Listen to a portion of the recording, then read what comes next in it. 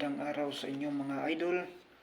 Sa araw na ito mga idol, gagawa tayo ng power supply.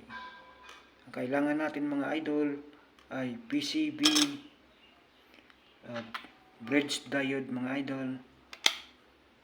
Meron tayong voltage regulator mga idol. Nasa around, ito mga idol. Ayan, 7, 8, 12 volts ito mga idol. Kapasitor, LED mga idol, at resistor 1K mga idol. Ayan. So ang unang gagawin natin mga idol ay itong PCB ay lagyan muna natin ng tape mga idol. Itong tape natin mga idol. Yun mga idol, tapos natin lagyan ng tape. So ang gagawin ko mga idol ay magli-layout muna ako. So yun mga idol, tapos ko ng drawing. Ang susunod kong nagagawin mga idol ay ikakat ko na ito. Ito ang ating positive at negative. So yun mga idol, tapos ko ng ikat. Ang susunod mga idol ay ibabad ko ito sa ferric chloride. So itong ferric chloride mga idol, ilagay ko lang dito mga idol sa ating palanggana. Ayan. Minsan mo rin mga idol ang ating palanggana.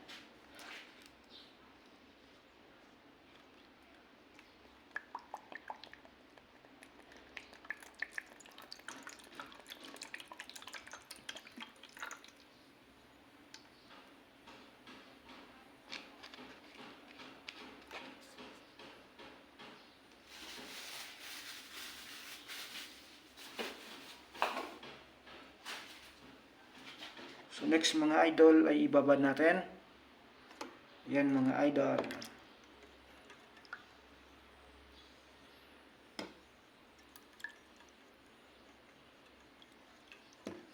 So hayaan mo natin mga idol hanggang 30 minutes.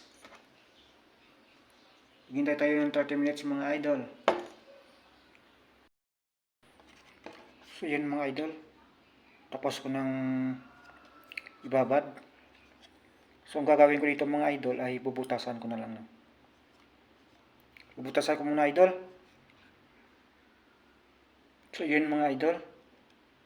Na butasan ko na mga idol. Binutasan ko na. Ngayon mga idol ay ikakabit ko na ay yung mga piyesa.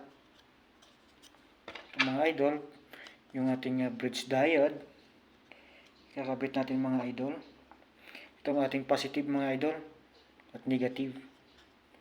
Ito mga idol sa bridge diode, ito po yung may sa gilid mga idol. Ito po yung positive. Ayun mga idol, meron siyang positive mga idol. Yung sa kabila, negative mga idol. Kakabit natin mga idol.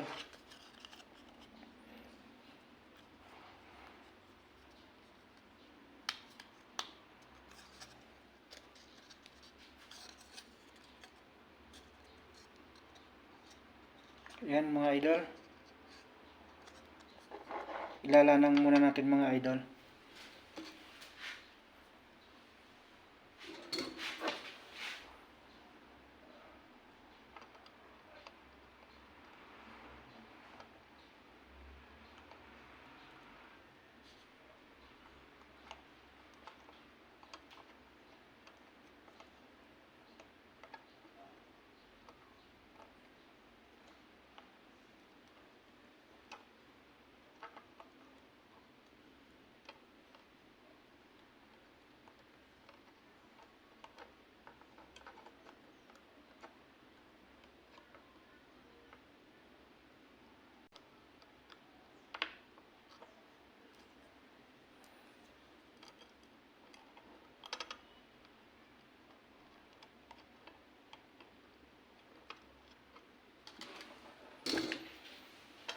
Yan mga idol.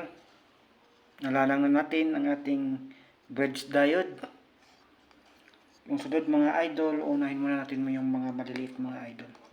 Itong resistor na 1K mga idol. Ayan. Ito natin ikakabit mga idol.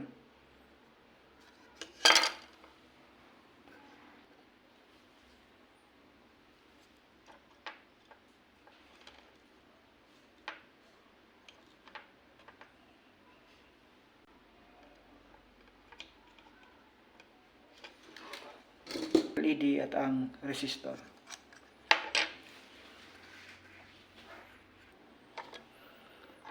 Sunod mga idol, itong ating voltage regulator.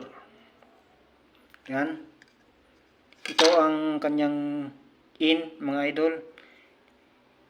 Kanyang input, yung sa gitna, yung negative, yung papunta sa negative, at ito ang kanyang output mga idol. Yan mga idol, kakabit natin.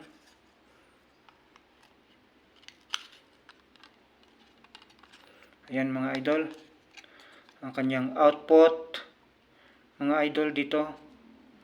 Ito mga idol. Ito, ayan mga idol, output po yan idol. Lanang muna natin mga idol.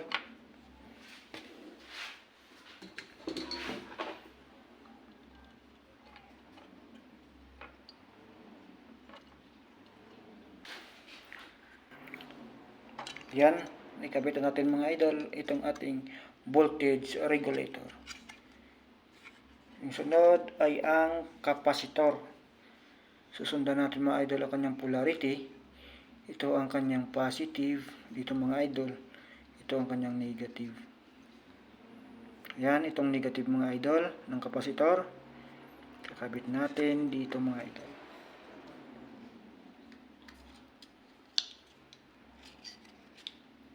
Idol. Ayan. Medyo dikit lang mga idol.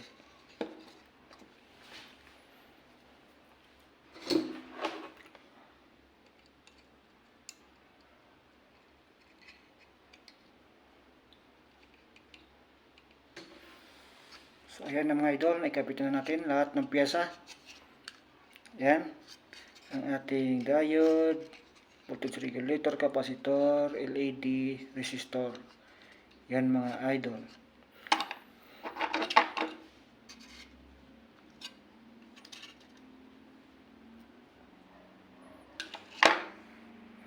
Yan ang gagawin natin mga idol, ay lagyan na natin ng input at saka output voltage mga idol.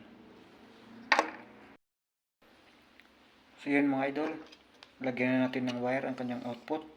Ito ang kanyang positive at ito ang kanyang negative mga idol. Ayan.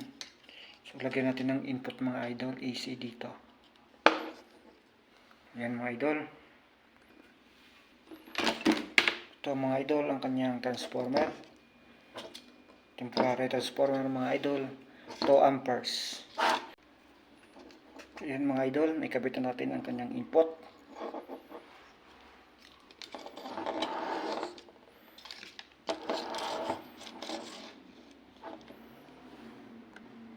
Isaksak natin mga idol.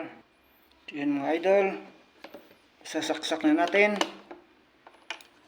Ayan mga idol, nakailaw ng ating indicator. Yan mga idol, susukatin natin kung ito ba ay 12 volts mga idol.